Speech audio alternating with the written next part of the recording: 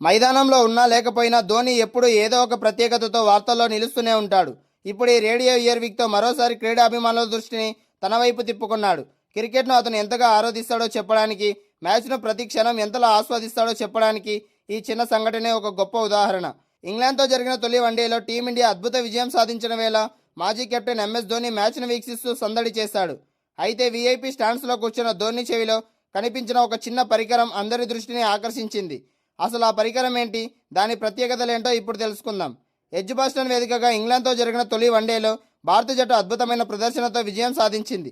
Axar Patel, Shubman Gill, Washington Sundar తమ ఆట తీరుతో అదరగొట్టారు. అయితే మైదానంలో ఆటగాళ్ల ప్రదర్శన కంటే వీఐపీ స్టాండ్స్లో కూర్చున్న మహేంద్ర సింగ్ ధోని ఆకర్షణగా నిలిచాడు.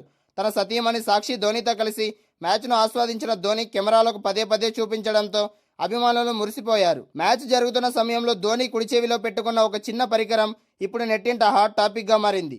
అదేదో బ్లూటూత్ లేదా ఇయర్బడ్స్ అని చాలామంది అనుకున్నారు. కానీ అది భారతీయ అభిమానులకు అంతగా పరిచయం లేని ఓ ప్రత్యేకమైన రేడియో ఇయర్విగ్. దీన్ని రేడియో ఇయర్విగ్ అని పిలుస్తారు. స్టేడియంలో కూర్చుని లైవ్ మ్యాచ్ను చూస్తూనే ప్రత్యక్ష వ్యాఖ్యానాన్ని అంటే కామెంటరీని వినేందుకు ఈ బుజ్జి రేడియోని ఉపయోగిస్తారు. ధోని కూడా మ్యాచ్ను ఆస్వాదిస్తూనే ఈ రేడియో ఇయర్విగ్ ద్వారా కామెంటరీ వింటూ ఎంజాయ్ చేశాడు. ఇంగ్లాండ్ వంటి దేశాల్లో క్రికెట్ స్టేడియాల్లో ఈ రేడియో ఇయర్విగ్ వాడకం చాలా సాధారణం. ఇది కేవలం స్టేడియం పరిధిలో మాత్రమే సిగ్నల్స్ అందుకునేలా రూపొందించబడింది. ఒక్కసారి ఛార్జ్ చేస్తే దాదాపు 20 గంటల పాటు నిరంతరాయంగా పనిచేస్తుంది. లార్డ్స్ వంటి చారిత్రాత్మక స్టేడియాల్లో మ్యాచ్ను మరింత దగ్గరగా అనుభూతి చెందేందుకు అభిమానులు వీటిని కొనుగోలు చేస్తారు.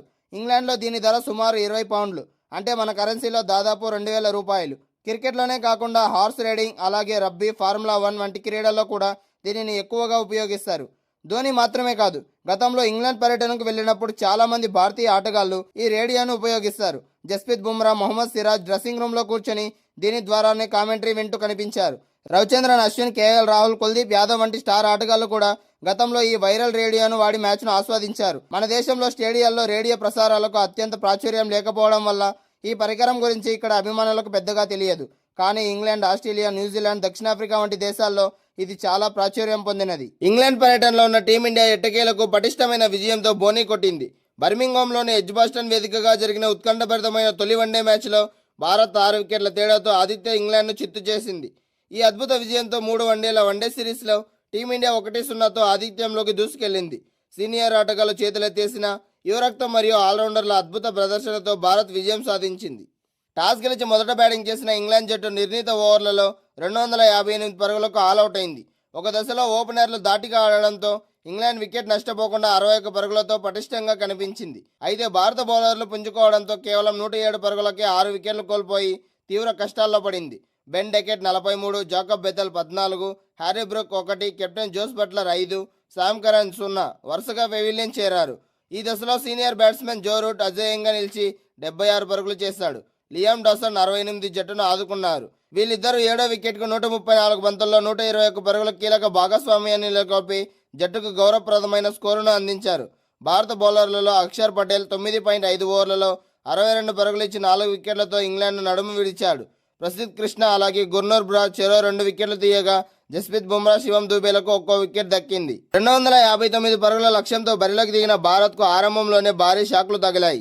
స్టార్ బ్యాట్స్మెన్ రోహిత్ శర్మ 11, విరాట్ కోహ్లీ 5 త్వరగానే అవుట్ కావడంతో భారత్ 48కే 2 వికెట్లు కోల్పోయింది. అలాగే ఒత్తిడిలో పడింది. ఈ దశలో కెప్టెన్ శుభ్మన్ గిల్, శ్రేయస్ అయ్యర్ కలిసి ఇన్నింగ్స్ను చక్కదిద్దారు. వీళ్ళిద్దరూ 3వ వికెట్కు 109 పరుగుల భాగస్వామ్యాన్ని నెలకొల్పారు. అయితే శ్రేయస్ అయ్యర్ 35 పరుగులు చేసి రన్అట్ అవ్వగా కెప్టెన్ శుభ్మన్ గిల్ 75 బంతుల్లో 80 పరుగులతో సూపర్ ఫామ్లో ఉంటూ ఇన్నింగ్స్ను ముందుకు నడిపించాడు. అయితే సెంచరీకి చేరువవుతున్న తరుణంలో నడుము నొప్పి బాధతో గిల్ గాయంతో రిటైర్డ్ మైదానాన్ని వీడాల్సి వచ్చింది. గిల్ నిష్క్రమణ తర్వాత మ్యాచ్ ఇంగ్లాండ్ వైపు మలుపు తిప్పుతుందని భావించిన తరుణంలో ఆల్రౌండర్లు వాషింగ్టన్ సుందర్ అలాగే అక్షర్ పటేల్ బాధ్యతాయుతమైన ఆటతీరు ప్రదర్శించారు. ఇంగ్లాండ్ బౌలర్లను ధీటుగా ఎదుర్కొంటూ రన్ రేట్ తగ్గకుండా ఆడారు. వాషింగ్టన్ సుందర్ 4 4లు 1 సిక్సర్తో 63 బంతుల్లో 52 పరుగులు చేయగా అక్షర్ పటేల్ 52 బంతుల్లో 57 పరుగులతో మ్యాచ్ విన్నింగ్ ఇన్నింగ్స్ ఆడాడు. వీరిద్దరూ 5వ వికెట్కు అజేయంగా 102 పరుగుల భాగస్వామ్యాన్ని నెలకొల్పి 46 ఓవర్లలోనే భారత్ విజయ తీరాలకు చేర్చారు. బంతితో 4 వికెట్లు తీసి బ్యాటింగ్లోనూ హాఫ్ సెంచరీతో మెరిసిన అక్షర్ పటేల్ ఈ విజయంలో కీలక పాత్ర పోషించాడు. ఇంగ్లాండ్తో జరుగుతున్న తొలి వన్డే మ్యాచ్లో టీమిండియా వెంటనే 2 వికెట్లు కోల్పోయింది.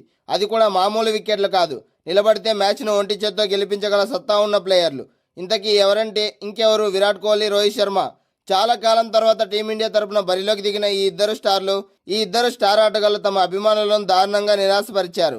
వారి ఆట చూసేందుకు ఎంతో మంది చాలా కాలంగా ఎదురు చూస్తున్నారు. ప్రస్తుతం జరుగుతున్న మ్యాచ్ కోసం ఈగర్గా వెయిట్ చేస్తున్నామంటూ 2-3 రోజుల నుంచి సోషల్ మీడియాలో బాగా హడావిడి కనిపించింది. కానీ అభిమానుల ఆశలపై నీళ్లు చల్లుతూ ఇద్దరు ప్లేయర్లు కూడా తక్కువ స్కోర్లకి అవుట్ అయ్యి నిరాశపరిచారు.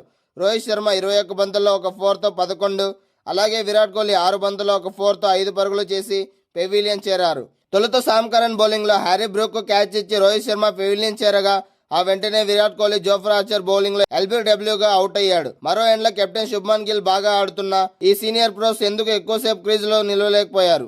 ఇక మ్యాచ్ విషయానికి వస్తే టాస్ గెలిచి మొదట బ్యాటింగ్ చేసిన ఇంగ్లాండ్ జట్టు 47.5 ఓవర్లలో 258 పరుగులు చేసి ఆల్అౌట్ అయింది. నిజానికి ఇంగ్లాండ్ ఇంత మంచి స్కోర్ చేసిందంటే ఎవరూ ఊహించి ఉండరు. ఎందుకంటే కేవలం 80 పరుగులకే 5 వికెట్లు కోల్పోయిన తర్వాత కూడా ఇంగ్లాండ్ అద్భుతంగా కంబ్యాక్ ఇచ్చింది. సీనియర్ ప్లేయర్ జో రూట్ చివరి వరకు క్రీజులో పాతకుపోయాడు.